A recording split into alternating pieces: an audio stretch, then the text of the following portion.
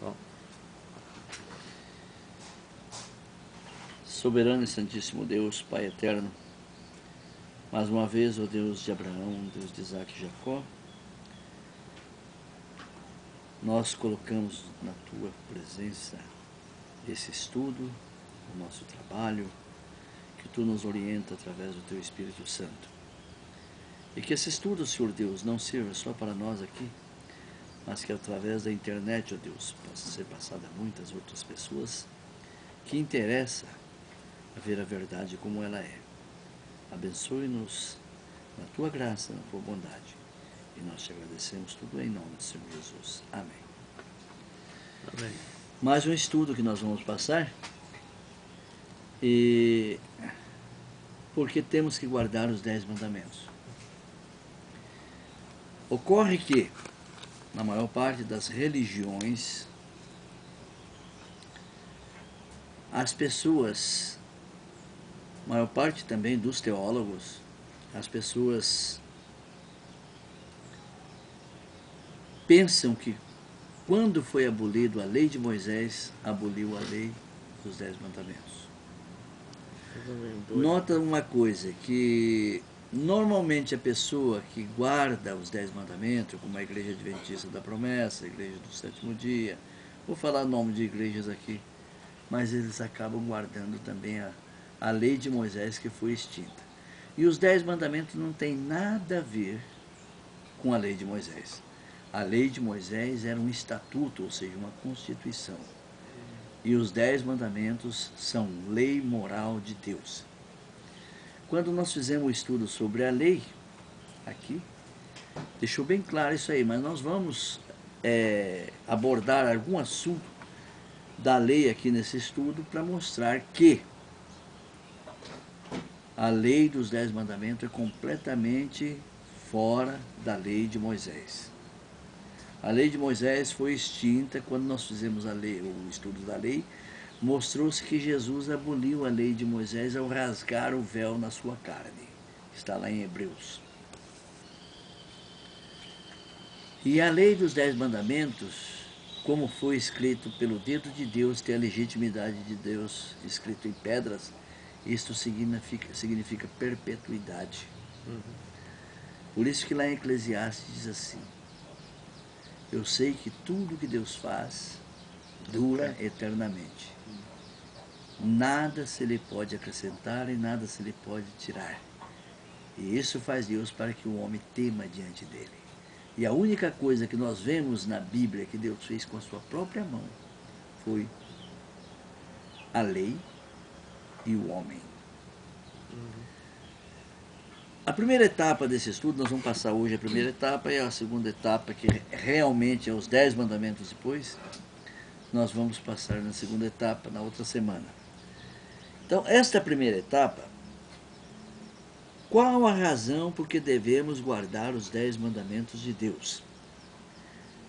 Por quê? É uma lei espiritual de efeito legítimo, porque foi escrito pelas mãos de Deus e se tornou justiça de Deus pelo seu Filho Jesus Cristo, que cumpriu totalmente em nosso lugar, com o seu ato propiciatório, toda a exigência da lei. Você pega em Romanos, capítulo 3, verso 21, nós vamos provar que é justiça.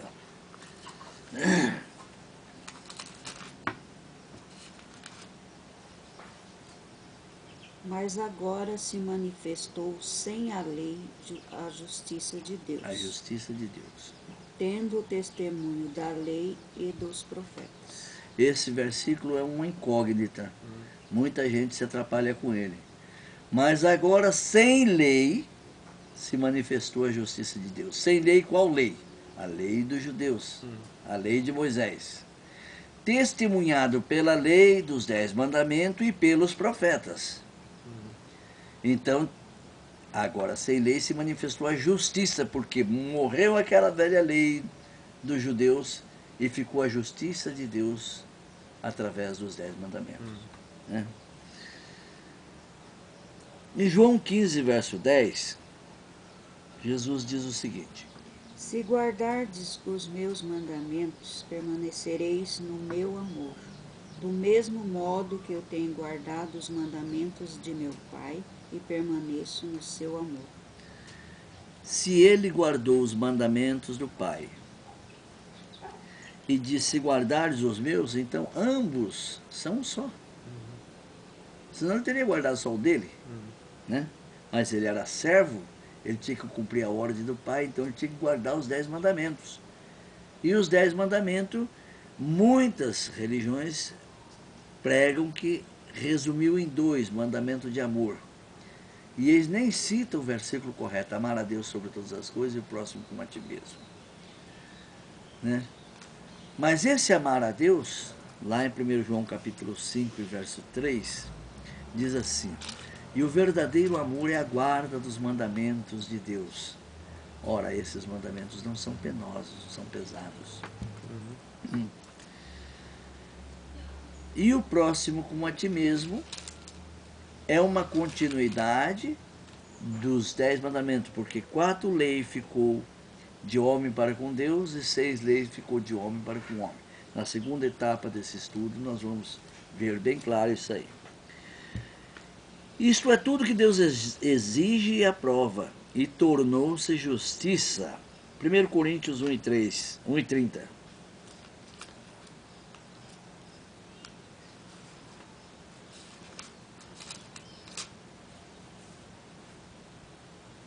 Mas vós sois dele em Jesus Cristo, o qual para nós foi feito por Deus sabedoria e justiça e santificação e redenção. Quando o homem guarda a lei, ele se redime do mal e tem a redenção da salvação. Né? A prova foi essa com Paulo. Né? A minha graça te basta. Romanos 3, 26.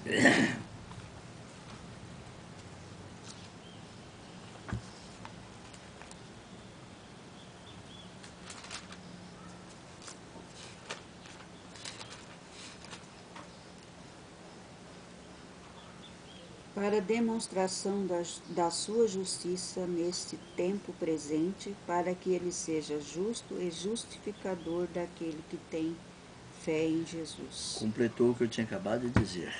Né? Primeiro é o tempo presente, da nova aliança para cá. Né? Se manifestou a justiça, né? Por Jesus, que é justo e justificador, né? Daquele que tem fé em Jesus. Justo, Jesus, e justificador, o Pai. Daquele que tem fé em Jesus. Romanos 4, 6 a 8. Assim também Davi declara bem-aventurado o homem a quem Deus imputa justiça sem as obras, dizendo: bem-aventurados aqueles cujas maldades são perdoadas e cujos pecados são cobertos. Bem-aventurado o homem a quem o Senhor não imputa o pecado. Bem-aventurado o homem a quem Deus atribui justiça. E ele guarda a lei, então não há lei que condene ele. Independente da lei das obras, que era a lei de Moisés. Por quê? Porque essa lei acabou. Bem-aventurado o homem cujas iniquidades são perdoadas e cujos os pecados são cobertos. Desde uma vez que você guarda os mandamentos de Deus, pratica isso aí, as tuas iniquidades são perdoadas, porque não tem lei que te acusa. Sabemos que pecado é transgressão da lei. 1 João 3 e 4. Qualquer que comete pecado também comete iniquidade, porque o pecado é iniquidade. É transgressão da lei. O verso 8 de Romano 4 diz: bem-aventurado o homem a quem Deus jamais imputará pecado, ou seja, ao homem que jamais transgrediu a lei. O pecado é transgressão da lei, como já citamos, isto é, infração, limite divino entre o bem e o mal. Salmo 51 e 1. Tem misericórdia de mim, ó Deus, segundo a tua benignidade. Apaga as minhas transgressões, segundo a multidão das tuas misericórdias. Coisa bonita. Davi e Isaías foram aqueles dois profetas que profetizaram muita coisa do nosso tempo hoje, né? E esta é uma das profecias que serve para nós hoje. Compadece de mim, ó Deus, segundo a tua benignidade e segundo a multidão das tuas misericórdias, e apaga as minhas transgressões. Desde uma vez que ele guarda a lei, as transgressões desaparecem.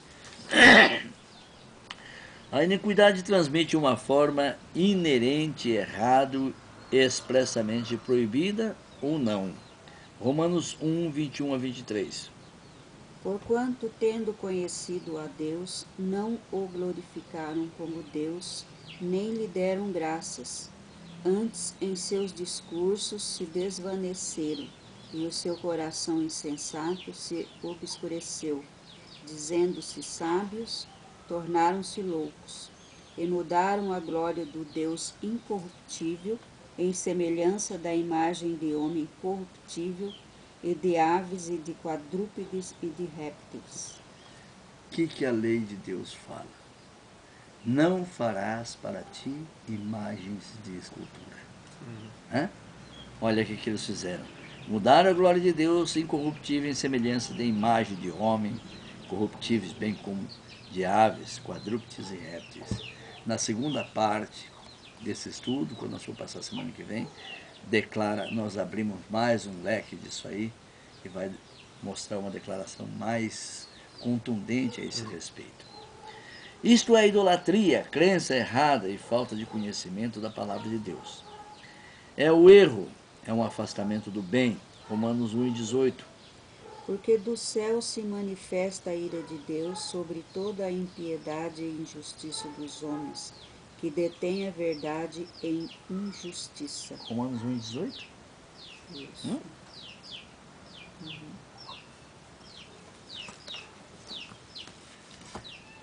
Deixa eu dar uma olhada aqui. No meu velho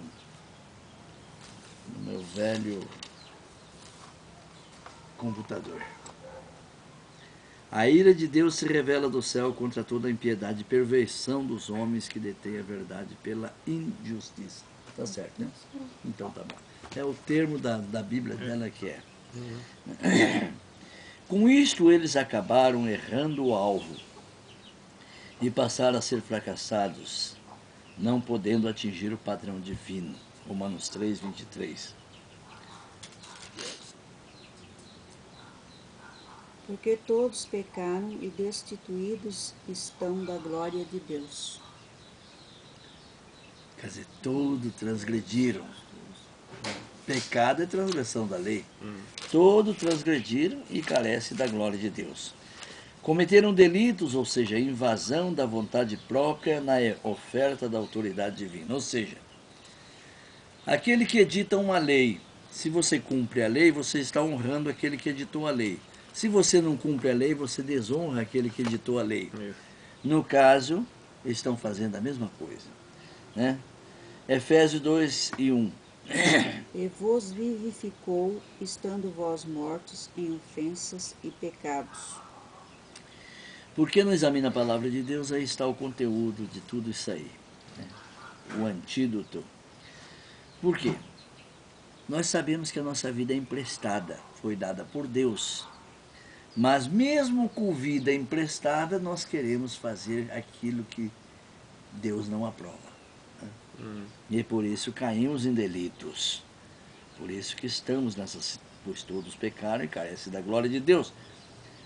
E aquele que não se consertar não vai ter a glória de Deus, ou seja, morte eterna para ele. Isso se tornou rebeldia, anarquia espiritual. Por esses disparates veio a lei para tais pessoas. 1 Timóteo 1, 9 a 10.